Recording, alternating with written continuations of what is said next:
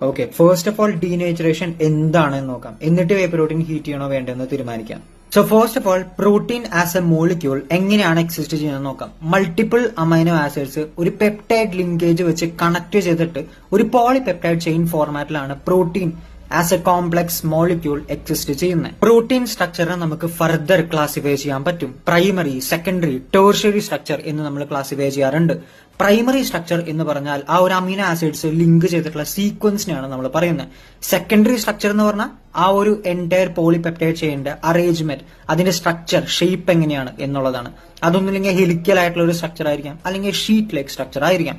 Tertiary structure എന്ന് പറഞ്ഞാൽ ഈ ഒരു entire polypeptide chain 3D arrangement എങ്ങനെയാണ്, അത് എൻടാങ്കിൾഡ് ആയിട്ട് അല്ലെങ്കിൽ ഒരു ഫോൾഡഡ് ആയിട്ടുള്ള രീതിയിലായിരിക്കും സ്പേസിൽ എക്സിസ്റ്റ് ചെയ്യുന്നത്.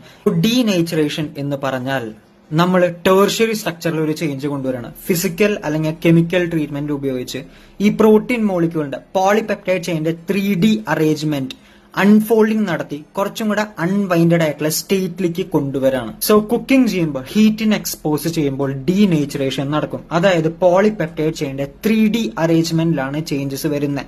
ബട്ട് അമൈനോ ആസിഡ്സിന്റെ സീക്വൻസ്, അമൈനോ ആസിഡ്സ് ലിങ്ക് ചെയ്തിട്ടുള്ള format, it's well maintained. So nutrients are not lost.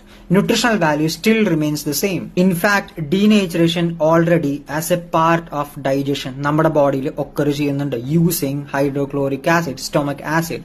ഈ ഒരു അസിഡിക് എൻവയോൺമെന്റിൽ അൺഫോൾഡിംഗ് ഓൾറെഡി നടക്കുന്നുണ്ട്. So that it is easier for enzymes to act. അതുപോലെ ഏത് പ്രോട്ടീൻ സോഴ്സ് ആവട്ടെ, വേ പ്രോട്ടീൻ ആവട്ടെ അല്ലെങ്കിൽ വേറെ ഏതെങ്കിലും പ്രോട്ടീൻ സോഴ്സ് ആവട്ടെ, നമ്മൾ കുക്ക് ചെയ്യുമ്പോൾ whether it's meat, eggs, anything, denaturation already occur ചെയ്യുന്നുണ്ട്. Should you cook your way? In my opinion, yes, you can.